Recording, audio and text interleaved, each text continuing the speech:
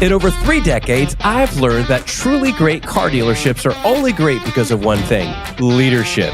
So I'm sitting down with the great men and women inspiring automotive on Tim Talks, automotive leadership and beyond. Welcome, everyone, to yet another episode of Tim Talks. This is pretty special. I know I say that a lot, but I have the privilege of working with, talking to, hanging out with some incredible humans. Today, we have said human. That is my dear friend that's doing some incredible things in the automotive space. His company is growing leaps and bounds, and it's because of leadership, among other things, that we are going to unpack. And that is the one and only Danny Zaslavsky. And Danny, welcome, one of the founders of VINCUE, dealership principal, among other things. Welcome to Tim Talks, brother. Thank you so much, as busy as you are, juggling not only a couple dealerships, but VINCUE and everything else you're doing, to spend a few minutes with us to hopefully get a little better when we leave than when we came. Welcome, my friend. Thanks for the chance to have a voice and share. This is the front line where we belong. Yeah, absolutely. And a lot of you, every time that we do you do a session, whether it be at a PASH event or wherever, or NADA or digital dealer or wherever, it's always a packed house. And, what you're doing there with VINCUE, I want people to, in fact, when we were at the, I think it was MRC in November, Brian, in his infinite wisdom, put both of us, our breakouts, side by side. And I was like, oh, no, man. Every time Danny has a session, it's packed. But fortunately, we had 2 packed houses, standing room only, back to back. And that was exciting, man. That was encouraging to be able to do that right alongside with you. But I want to take people back. I mean, people see you at the events. VINCUE is becoming a household name in automotive. But I want people to know the story of Danny. I want people to know, there's so many similarities with our company, CarNow, and how we started in the dealership that I didn't own, but I was sitting behind the desk of buying cars, selling cars, managing salespeople, working deals, everything that you do at the dealership, and wanted to create a better experience for consumers. And CarNow was born. And you did literally almost the exact same thing. The only difference is your family owns those dealerships. So take us back. Tell us a little bit how you grew up in the car business, and then all the way up to a successful couple dealerships, and then building your acquisition team, and then VINCUE. And I'll just, as they say, first time caller, long time listener, I will shut up and listen. I think there's some loud lessons I've learned in my life, and one that I know has been whispering in my ear, and now is probably the loudest lesson is your why is more important than your what. And so why we're doing this is so it bleeds into literally every product we do. And for me, that started with my immigrant parents. They escaped Ukraine. We got adopted, sponsored by this family that said, we're going to pay for your first year of life. And that's how we ended up in Kansas City, through the Jewish Community Center. Literally, that's why we're here. And then some of my family went to Chicago, and some of my family went to LA, and just immigrants, right? And with immigrants, they all come with some ability. My dad had rented a little shoe repair business, and my mom went to work for a clothing factory. And then we lived in a duplex, my grandparents on one side, me on the other side with my parents. And then my grandparents raised me, and I learned English when I was 8 years old, because I learned it in first grade, in kindergarten, and got held back because I didn't speak English. So it was kind of awesome, honestly, because my parents gave me the chance to kind of figure it out, right? They were figuring it out. I had to figure it out. And it was a really cool childhood in that way. But also because of that, I kind of was raised by adults. I didn't have that many kids as friends. And so that kind of made me always want to be an adult, which I'm loving being an adult. But I also always yearn to have fun. And that I think is part of the why I'm doing what I'm doing. Because Tim, I got to tell you, I genuinely feel like I'm exactly where I belong at exactly the right time. My dad had a shoe repair business at the bottom of Johnson Drive. And after school, because we didn't have daycare, I lived in that shoe repair business. And at the top of that little hill was this crappy little car dealership that had like 4 cars on it. And my dad had always dreamed of owning a Ford Mustang because that was like the American dream car. And one day, my dad and I walked up this hill to go look at this Ford Mustang. And it red convertible, which I have a story about later because I ended up hurting that Mustang. Well, that's another story we'll talk about. The exact Mustang. Perfect. Okay, yeah, keep going. But my dad bought a car and he built a relationship with the guy who was running the car dealership. Keep in mind, it was like tiny, had like 6, 7 cars on it.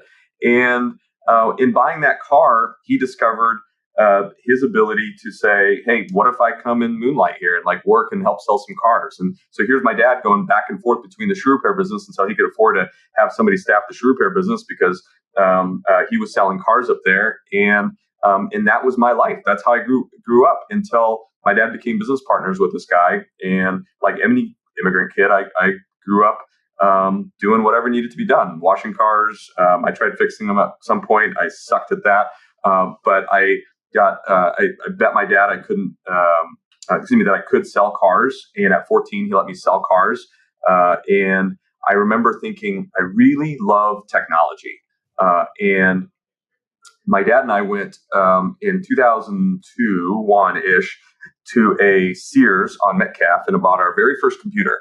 And we bought it from this kid. And I remember my dad being the, deal maker that he is, bribing this kid to come to our dealership and install it. So he was like, cool.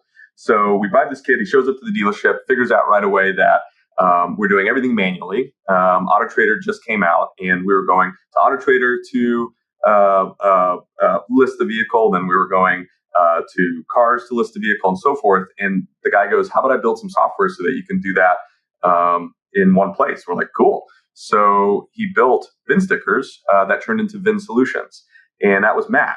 And Matt was the guy that planted the first seeds in me of what today I call impact. Because here's a guy who had the ability, right? Execution. But we planted in him vision of like, here's the problem. And he made the two intersect and then turned it into a company that, in my opinion, transformed early the automotive landscape. Yeah. And he was working at Sears at the time? And he's the one that told you, wow, I didn't know that. That's incredible. Yeah. So I stayed, we never had anything to do financially with that business, but I stayed in contact with Matt, and we, I watched him grow VIN Solutions and all the things that he did. And in the meantime, here I am trying to grow the dealership. And I remember loving marketing in a car dealership. But the reason I love marketing, I couldn't put words to it back then. It's because that's where technology was in a car dealership, right? You got to be the person that vetted vendors and figured out how things are connected and all this kind of stuff. And I just absolutely loved it. But then as I grew in the dealership, as our dealership grew, we started doing a lot of really cool stuff. Around 2015, my dad had a stroke. And that's when I had to grow up really, really fast. At that point, I was GMing the store, but GMing the store for us, at least, was different than running the store, because GMing the store didn't mean that I actually had to always sign the checks for payroll. Does that make sense? Mm-hmm. Which is a different set of responsibilities than just bringing in revenue. And my dad had figured out this incredible way to acquire cars. He passed out Nextel phones to new car dealers and said, when you're trading for a car, page me and I'll come buy it. And I remember going to O'Neill Honda, Latha Toyota, Hendrick stores. We went to Worth Harley Davidson because they traded for cars. We went to Camping World because they traded for cars. And that's how we stocked our lots. And we started figuring out, cool, we can retail some, we can auction some, we can wholesale some. And that was the method. But when my dad had a stroke, all that landed on me. And I was like, gosh, how do I scale this? Because at right now, this isn't scalable. And I called Matt and I said, "Hey, dude, I think I have a business idea, and I could really use your help." And he goes, "Sure, let's meet." So for like weeks, we would meet for breakfast, and I would sketch out these ideas. And at some point, he goes, "Hey, I know somebody." I go, "Okay." He goes, "Well, he used to be a developer at VinSolutions, and he has the beginning of something pretty cool." I go, "All right, what is it?" He goes, "Well, it's kind of the beginning of a little appraisal tool." They have maybe 20, 30 customers, and but they don't have a car person in there really helping them innovate. And I said, "Well, I should meet this person." And Matt is who introduced me to Chris, uh, and that's how we got here.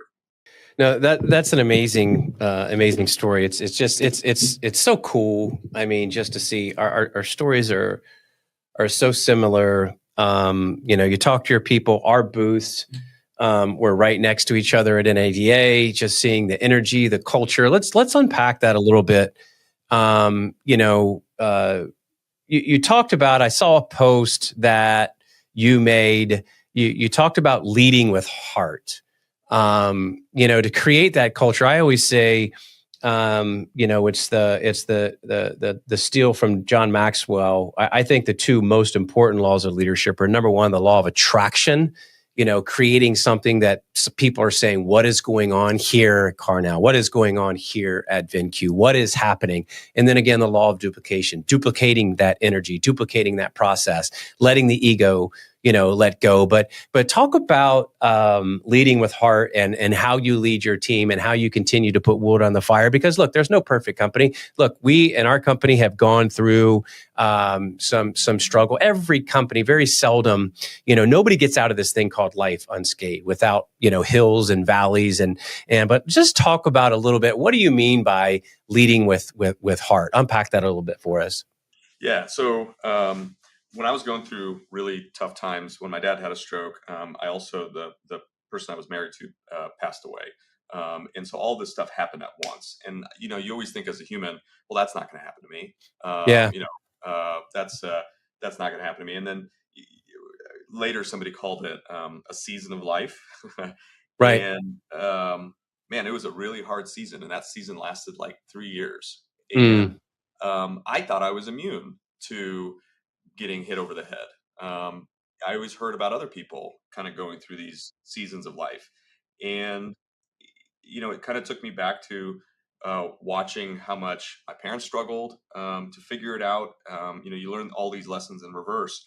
And I remember thinking, I'm going to embrace it.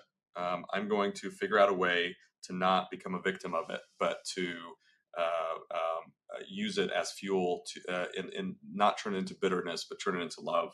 And so, in building VinCue, I think we define company uniquely in that it's a company of people, no different than when you have company to your house, right?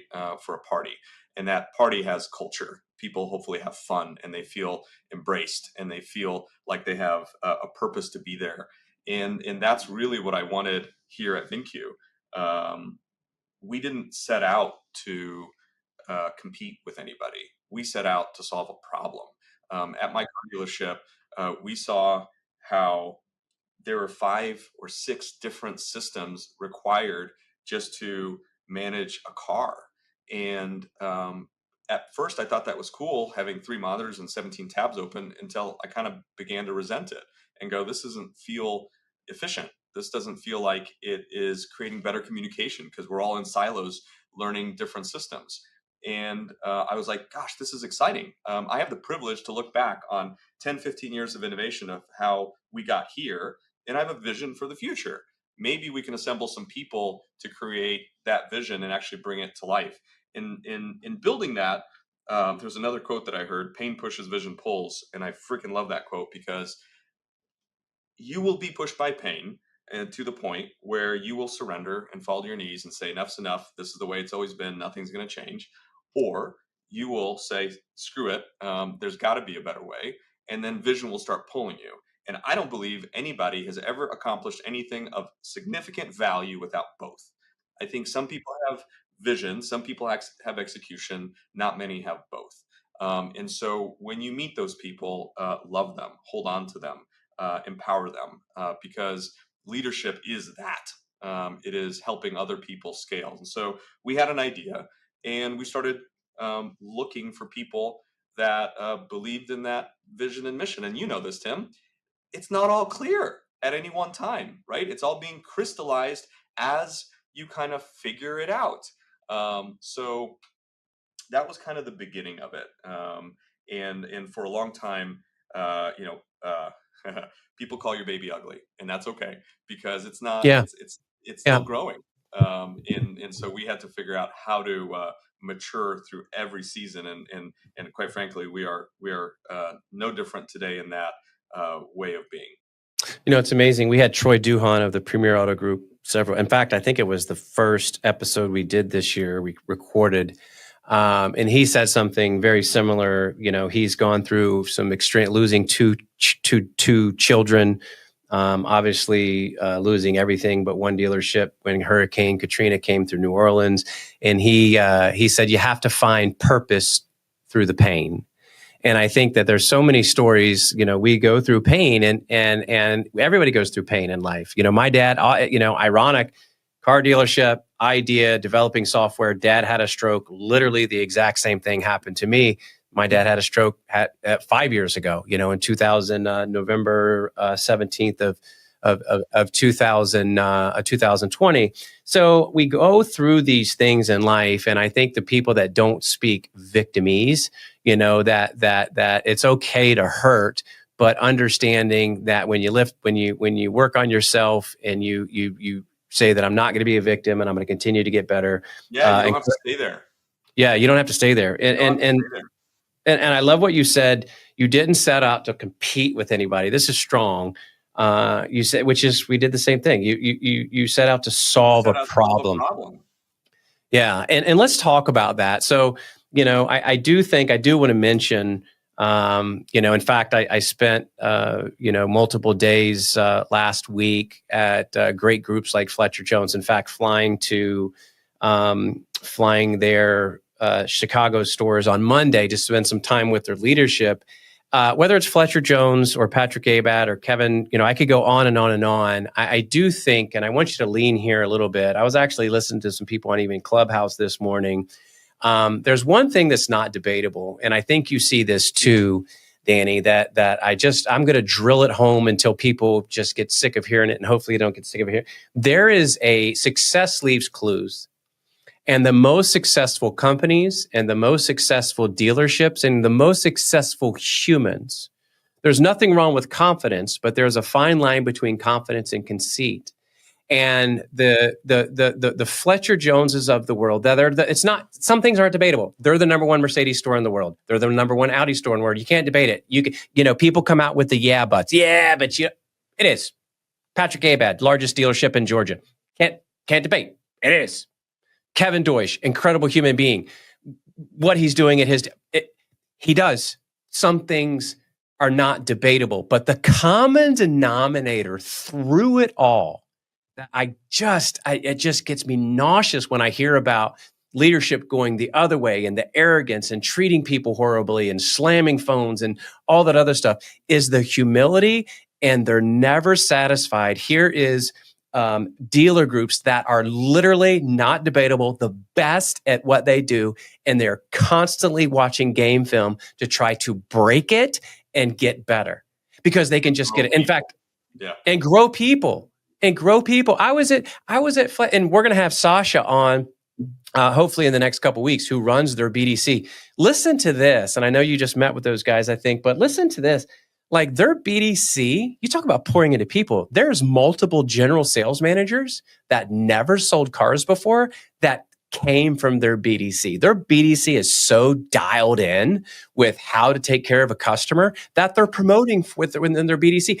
That's where we're talking about. If you don't get anything else, guys, you can give me the yeah buts all day long. Yeah, but you don't understand my market. Yeah, but I don't have those type of sales. You can speak victimese all day long, but there is not debate about the best in our industry are never satisfied. They pour into their people. They lead with love. They demand excellence. They lead with love, and they break things down to constantly get better. And that's what we've done. I do want to spend some time in transition. And I don't think we've ever talked about a Car Now partnership on Tim Talks, because this really isn't about Car Now. But I think it's extremely important as we watch the industry and we see what happens and we see how customers respond. And I will never pitch Car Now on here. I will pitch, however, why we did the integration. We just integrated with VINCUE, and I want to unpack and tell you why. Most dealerships have not most dealerships, a lot of dealerships, maybe they have a chat tool, separate login, DR tool, separate login, AI tool, separate login, trade tool, separate login, right? And so the customer, as well as 48,000 logins for the dealer, the customer, whether they chat or have a DR experience, or maybe maybe they have and not to beat up the Capital One guys, and maybe they have a Capital One, button, right? And they've got 14 CTAs, and each lead to a different experience, and each lead to a different dashboard. So obviously we wanted to do something different, and we did, with flowing everything into one. But I think it's unique. I do want to let dealers know the uniqueness of our partnership and why, the difference. Because we do have a lot of great trade partners that we have to be Switzerland, obviously. But there is some uniqueness in the difference of what we are doing together, that both of our visions align, and that we are going to continue to revolutionize not only the way consumers respond, but dealers respond. I'll say this, and I'll let you talk about it. I stole this from Kevin Doy. She said it is amazing what happens. And his store was underperforming when he got it. Now anyway, we can go on and on. Now it's an incredible dealership making a bunch of money. He just very simply said, Tim, it is amazing what happens when we let our ego aside and start selling cars the way customers want to buy them instead of the way we want to sell them. And so unpack the difference with VINCUE. I think you'll see a little bit of the reason that we did such a deep integration with you guys. But let's talk about that for a second, please. Yeah, I love what you just said about what Kevin said. Forward momentum over ego every time. Forward momentum over ego, which means also at point of appraisal, right? When somebody's appraising a car, they'll have experiences that will say, hey, I didn't do well on this one.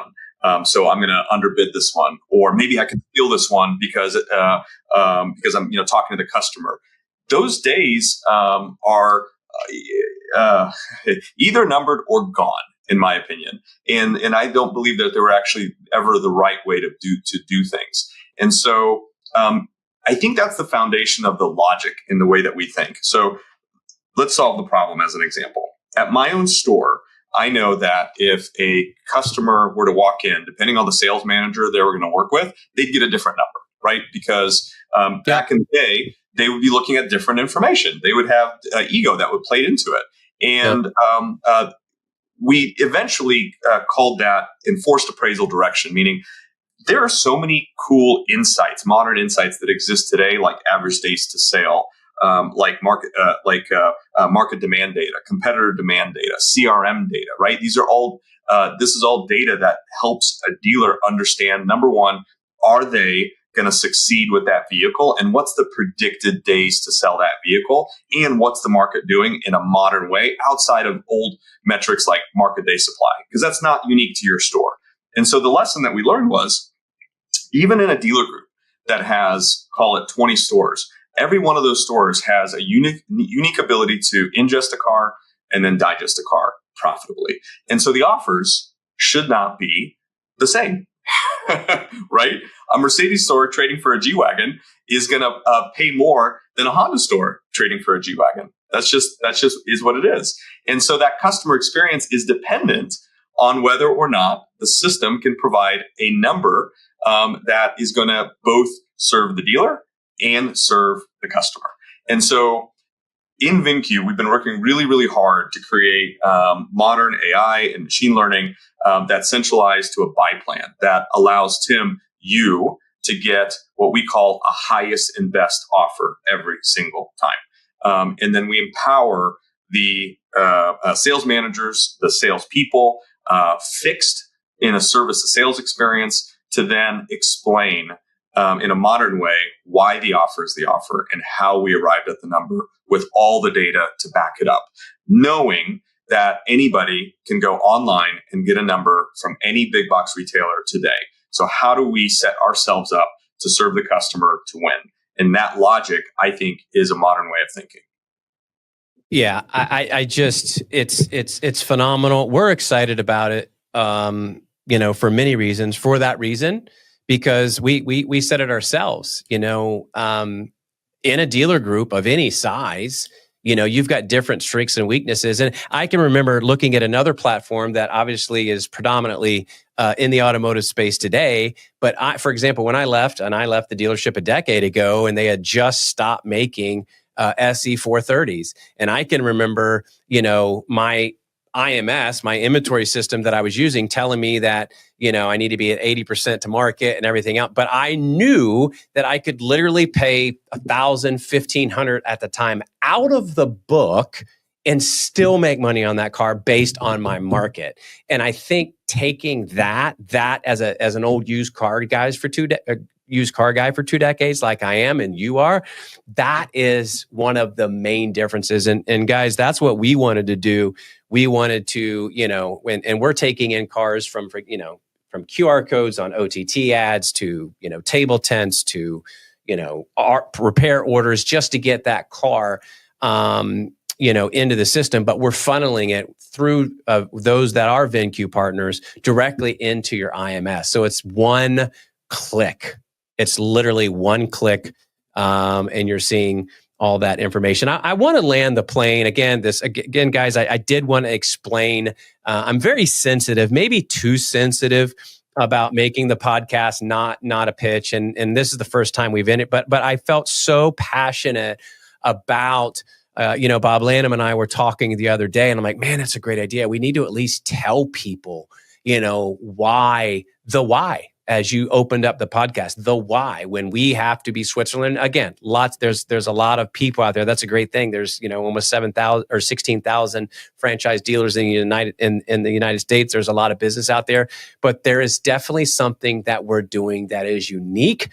And again, less dashboards and not only, and most importantly, acquiring vehicles that aren't even trade-ins, out of the showroom. Can you touch base on that just a little bit? We don't have a lot of time left, but, creating a buying center, which has been the buzzword for the past couple of years. But why have you been so successful, without getting too technical, in your own dealership and then duplicating that process within VINCUE? I had somebody tell me this once that came from a big dealer group. He said, we used to behave like a group of dealers, and today we behave like a dealer group. I was like, right? I'm going to write that down. So when you think More about notes. when you think about that from a systems perspective and how information flows, I have never liked the contention that can exist between variable and fixed, right? But technology can help solve that when you have communication that goes between your appraisal reconditioning to the corrections that need to be made, to back to merchandising, to the work that was completed. Those are all things that solve complexity and solve any of fixed feeling like that variable never fixes cars, and variable feeling like that fixed never sells cars. But then you begin to layer things like, well, shoot, this customer bought this car 3 years ago. They're in an equity position. They have an opportunity to keep the payment the same or lower, trade up. Variable gets to service the customer. Fixed still gets to sell the car, service the car. Everyone wins. But that information, when it's in a singular system, flows back and forth, is really cool and gets really exciting. Not only that, but it also creates opportunities for others to increase their own paycheck, right? Because there's spiffs around that. There's compensation around that. And we're ultimately servicing the customer. I just came back from Brian Benstock's store, Paragon, and we're helping them buy 170 cars a month out of their service to sales. And he said something to me. He goes, we really care about a metric called return to market, meaning I sold that customer a car. I want to know what percentage of the time am I going to sell them their next car? Other industries call that trade cycle management. And to me, I think Apple is the very best at trade cycle management, right? You are in line getting a new iPhone, whether you need one or not, because they're so good at knowing what value you're interested in supporting and how to get it to you in a frictionless way, right? And that's what Brian's thinking about. And he has an over 50% return to market. And so for us to be able to learn from that, to take a machine that's already performing at such a high level and then make it better, I mean, what an opportunity. And what an opportunity it is for us to learn and then share that with others. Danny, it's incredible stuff. Would you tell everyone, and we'll put a link below, if someone, I'm out, thank God I'm actually in Atlanta, which is where I live for the last few days. I'm not on a plane, so I do enjoy spending time at home, getting ready to go out on the road for the next 10 days. But that being said, as I'm out and about, I do connect, and I just usually send a text or yourself. If people want to get a hold of you, if they want information, how would they do so? Man, we live in a social world. LinkedIn, Facebook, Instagram, I'm on all of them. Just shoot me a note. I'll text you back. Obviously, you can go to VINCUE and check it out too, but just shoot me a note on any of these socials because, Tim, I want to pay you a big compliment.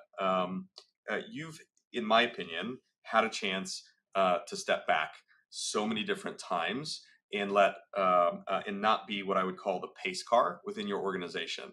But you continue to stay on the front line because I believe that's where innovation happens. And I have to tell you, that's inspired me. And so some of my behavior within VINCUE is because I remember meeting you at an event and going, who is this guy? How is he figuring it out? And the answer is, there's no real magic other than you're out there figuring it out. You care about the question, you care about people, and you know that you have good intentions to drive the industry forward. And so that's inspired me a lot. And that is then impacting the people behind me. So I continue to be the pace car here because I think I belong on the front line.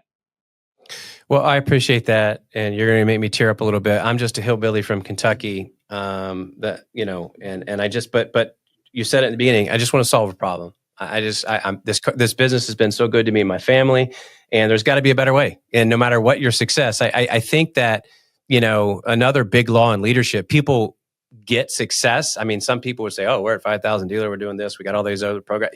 Let's go to the beach." I mean, seriously, like some people achieve that, and then their ego gets involved, and then that's when innovation stops. Their ego gets involved, and that's when they stop pouring into their people. Their ego they go into a conference room. I've said it in here 1,000 times, and they already know the answers before they hear everybody else. I think it's extremely important. That impact just prepares you for the next impact. Absolutely. Absolutely. Danny, thank you so much. Who's become one of my dear friends. Think a lot of you and what you've done at VINCUE. Ladies and gentlemen, look, we don't have it all figured out. We all have issues. We all go through stuff. But at the end of the day, if we think about those 3 words that we talk about in here a lot, just for today.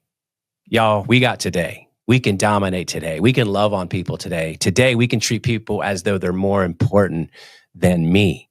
We've got today. Let's dominate today. Let's get better today than we were yesterday. Because as we always say at Tim Talks, no one is smarter than everyone.